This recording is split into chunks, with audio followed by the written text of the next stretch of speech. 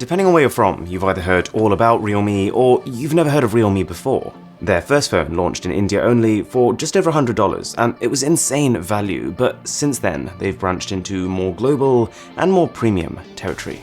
Enter the Realme X2 Pro. It is the highest end phone the company has ever made, and on paper, it's really something. In the box, as well as the TPU case, and below the smartphone, you get a pretty standard USB-C cable. But what is super impressive here is the charger. More on this in a minute. So, whilst using this phone, there have been two, I guess you could call them moments of surprise. The first were its specs. And bear in mind when I say this, we're talking about a phone that starts at €399, so £350 in the UK or $450. And for that, there's the Snapdragon 855 Plus chip, the best you can get right now, and a 50-watt Super VOOC flash charger. That's twice the power of the one on the Note 10 Plus. Oh yeah, add to that 5 cameras, including a 64-megapixel sensor and a 90Hz fluid display. It even has a lot of the things that are usually skipped when trying to cut the price, like a dual speaker setup, the ability to take ultra-steady video recording, and even super-fast UFS 3.0 storage if you go for the higher storage models. That's a lot of stuff, and I almost thought the price was a typo, because with smartphones there's usually some sort of catch. So I unboxed it, I used it, I really pushed the phone to see if those jacked specifications translated to a great real-world experience. And the results from this were the second surprising thing. So the first thing I did was plug it in. I had a friend the other day who said he was super happy with his new iPhone 11 Pro Max, partially because it could charge in under 2 hours. This phone, the Realme X2 Pro, in my testing, fully charged in 33 minutes, 0 to 100, and it's not even a small battery at 4000 mAh. Build-wise, it's pretty much bang on what you come to expect from a $500 phone these days. Metal meets glass in a smooth body with a curved back for extra grip. They've not tried anything crazy with the design, like they have with past devices. Pretty plain looking in most lighting conditions, but then it comes to life if you shine a direct source on it. My one gripe with the body is just that the transition from the side to the front of the phone is a little sharp. Not a deal breaker, and I do like the gold accents on the power key and around the primary 64-megapixel camera. It's really all about what's on the inside though, because as I started to use it, one thing became clear. In order to hit a price like this, Realme have had to make some difficult decisions as to the things that are important in a phone and the things that are less important, and thankfully, generally I agree with their decisions. There are compromises, but they feel like smart ones. For example, the camera system is pretty close to top tier. You get a quad camera including a 2x telephoto lens as well as an ultra-wide, and for the main camera it's using Samsung's new ISOCELL Bright GW1 sensor, and the resulting shots are more detailed than those from my Galaxy Note 10 Plus. If you look outside the window here, you can see that after taking a photo, the X2 Pro also applies some pretty solid HDR. It's not the best, but decent. The ultra steady video, on the other hand, reduces quality, and it's not the most effective solution, but the main 4K video is good. Plus, you can take 5x optical hybrid zoom photos, and in low light, it's about as good as other $500 phones. And this right here should give you an idea of the phone's internal microphone audio quality. This is often overlooked, but I think it's really important.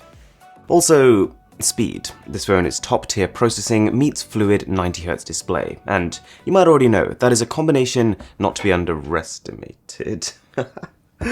He's being too cute, I can't get rid of him.